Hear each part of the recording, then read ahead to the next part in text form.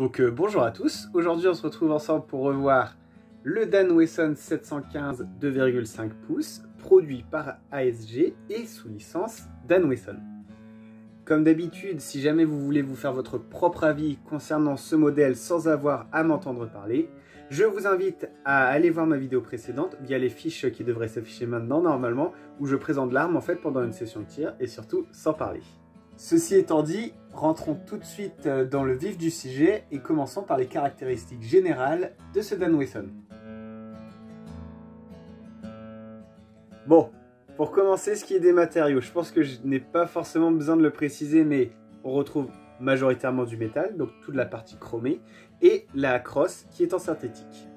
Pour ce qui est du poids, on peut compter un poids quand l'arme est prête à tirer de 1 kg, ce qui reste moyen, c'est pas léger et ce n'est pas non plus lourd, c'est un poids médian.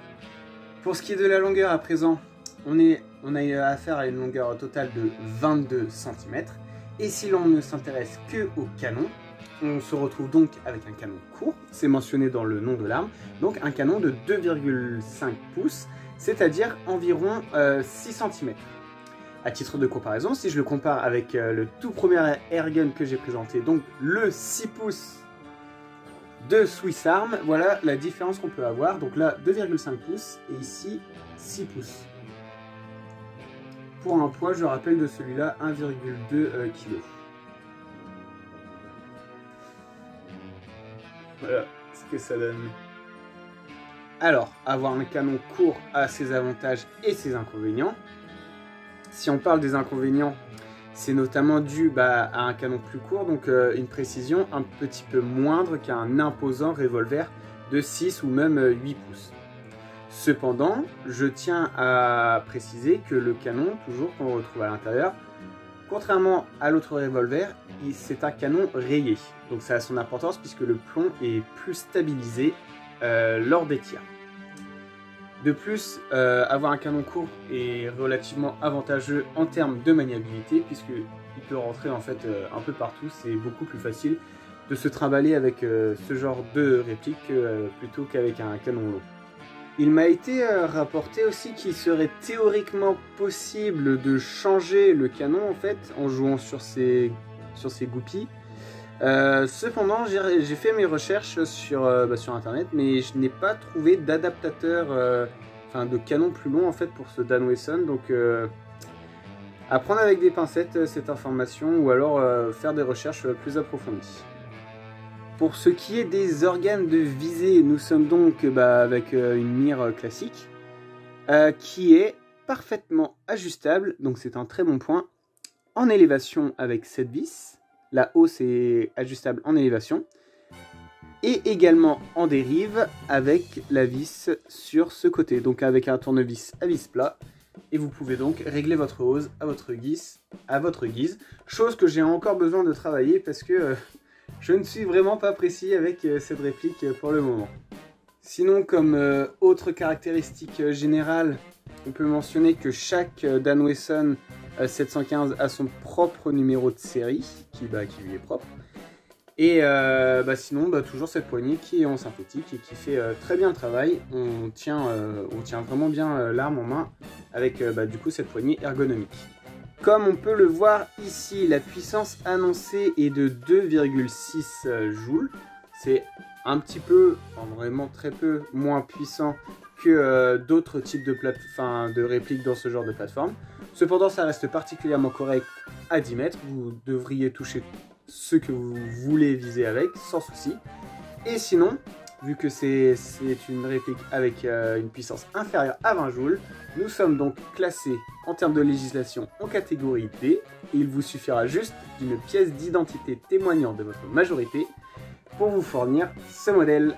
Personnellement, je me suis fourni ce Dan Wesson via l'armurerie loisir, mais comme toujours, il existe différents sites proposant ce modèle, et je mettrai des sites dans la description si ça en intéresse certains. On va tout de suite se retrouver pour parler tout simplement de comment fonctionne ce Dan Wesson lors d'une session de tir.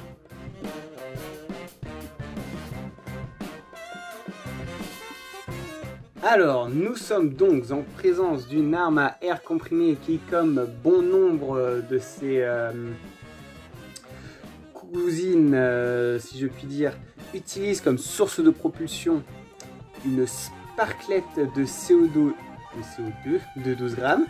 Et pour venir insérer cette dernière, on a juste en fait à exercer une pression sur cette encoche que vous voyez là, avec le pouce ou autre chose. On soulève en fait, juste on exerce une pression. Là vous voyez, j'ai soulevé la crosse, enfin le garde-main peut se retirer. Ce qui nous donne accès à l'emplacement de la cartouche de CO2. On vient l'insérer. Hop. Donc là, elle est en place. Et ensuite, pour venir la percer, chose un petit peu particulière, on va en fait utiliser la clé Allen qui est dans le garde-main. Donc là, vous n'avez même pas besoin d'avoir d'outils extérieurs pour venir percer la sparklette de CO2. Vous sortez juste la clé Allen et vous allez visser. Comme ça, en fait, vous allez tourner et en fait, ça va remonter la sparklette qui va alors être percée. Pour venir remettre le garde-main, bon, c'est juste l'opération inverse. Vous avez juste une encoche là, la petite partie en métal. Attention, il faut juste bien le remettre dans le trou du haut, comme ceci.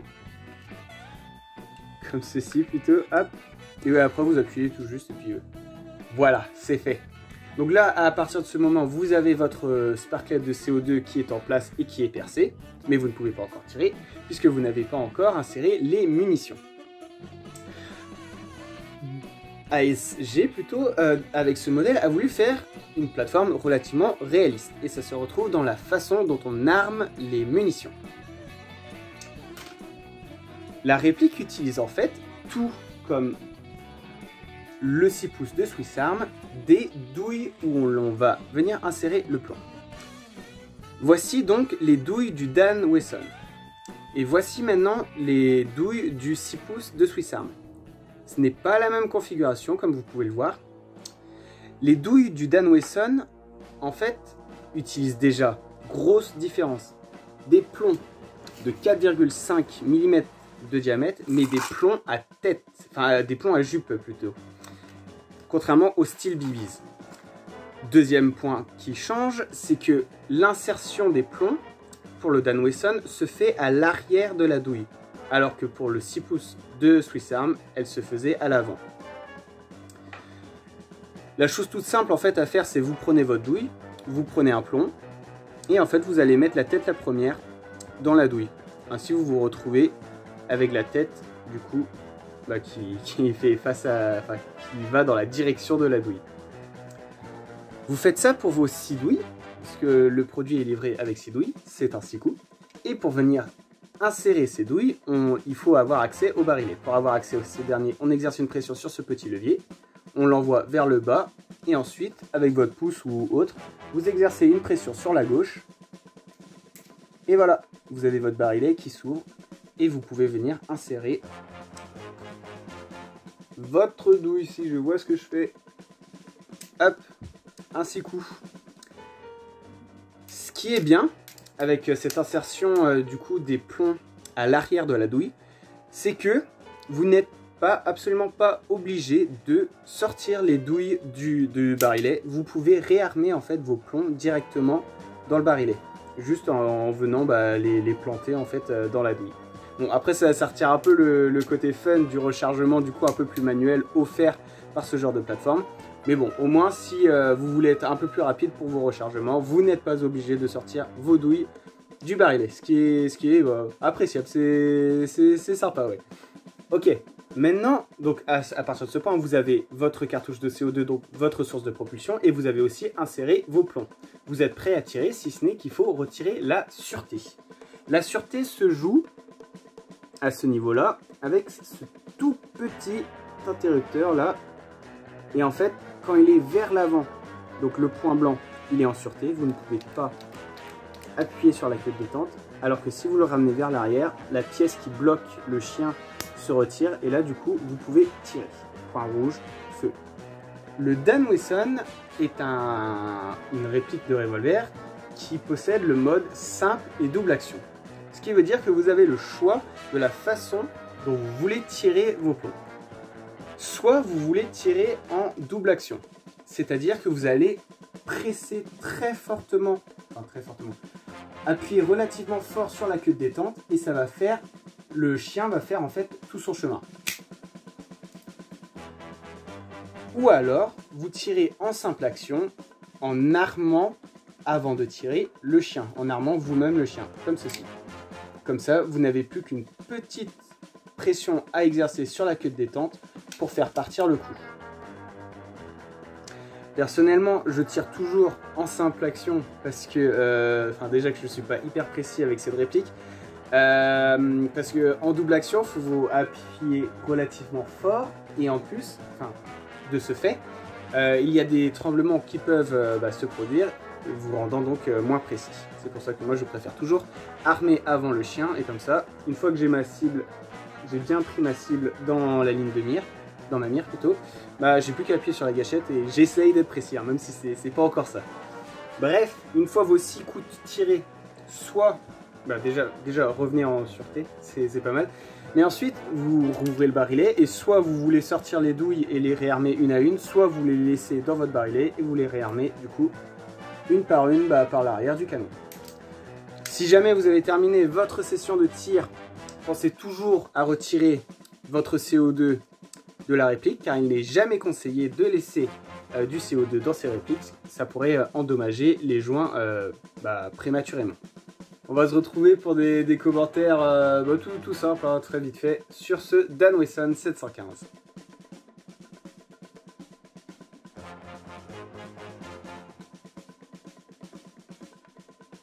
Alors, que pouvons-nous dire sur ce Dan Wesson 715 2,5 pouces? Déjà, à titre seulement personnel, je trouve que c'est un modèle très esthétique, très beau. La façon dont il est chromé, en fait, dont la partie est chromée, la partie métallique est chromée, fait penser au revolver réel, donc au Dan Wesson presque réel. Les petites gravures, je trouve ça très sympa dans le métal, là, 357 Magnum. Le numéro de série aussi qui est assez sympa, gravé dans le métal. Grâce à son canon de 2,5 pouces, il est particulièrement maniable. Il rentre dans une poche assez large de manteau ou de pantalon, donc ça c'est très bien. Le système de chien qui est fonctionnel est très plaisant à prendre en main. Vous pouvez vous amuser à armer d'une main et tirer aussi d'une main, vu que le poids est bien mieux réparti que sur un 6 pouces. C'est très plaisant. Le prix qui est très intéressant aussi. Pour environ 100 €, vous devriez pouvoir vous procurer ce modèle. C'est un rapport qualité-prix que je trouve très bon.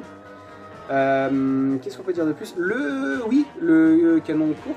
Ok, c'est un canon court. On perd peut-être en précision, mais je rappelle, c'est un canon rayé et on tire des points à jupe. Donc c'est une plateforme qui peut s'avérer précise à 10 mètres si on s'applique et si on règle bien sa hausse, bien entendu. Si j'avais quelques petits défauts à faire. Bon, comme on le voit, 2,6 joules, c'est un petit peu, je dis bien un petit peu moins puissant que d'autres répliques pour ce genre de plateforme. Mais bon, à 10 mètres, ça fait très bien l'affaire. Vous devriez avoir des résultats très corrects avec. Deuxième petit défaut, ce serait peut-être l'enclenchement du barillet qui peut être assez... il faut faire attention en fait. Parce que quand on le referme, des fois on a l'impression qu'on l'a bien mis. Mais en fait, si on n'entend pas ce deuxième clic, ça veut dire qu'il n'est pas bien enclenché. Et des fois, en fait, on va vouloir tirer. Et on va voir qu'il ne va rien se passer. Le barillet ne va pas tourner et on ne va rien tirer. Donc il faut faire assez attention à la remise en place du barillet, à ce qu'il soit bien, bien clipsé en fait. Mis à part ces petits défauts, j'ai pas grand chose d'autre à reprocher. Je suis très satisfait de ce modèle. Ce modèle, c'est vraiment plaisant à tirer, à prendre en main un petit revolver comme ça. C'était une plateforme qui m'intéressait parce que déjà j'aimais beaucoup le Swiss Arm, très sympa à utiliser aussi, mais c'est vrai qu'un modèle plus court m'a tiré, donc je suis très satisfait de ce modèle. Pour le plinking, c'est tout ce qu'il faut, hein. Franchement c'est nickel, c'est très sympa même. Pour le tir sur cible avec des points et tout, je sais pas, je pense qu'il y a quand même des plateformes hein, plus adaptées pour cette discipline. Bien, je pense avoir dit ce que j'avais à dire concernant ce modèle. Merci d'avoir regardé cette vidéo. prenez soin de vous et bien sûr, prenez du fun dans vos sessions de tir. Allez, salut les gens!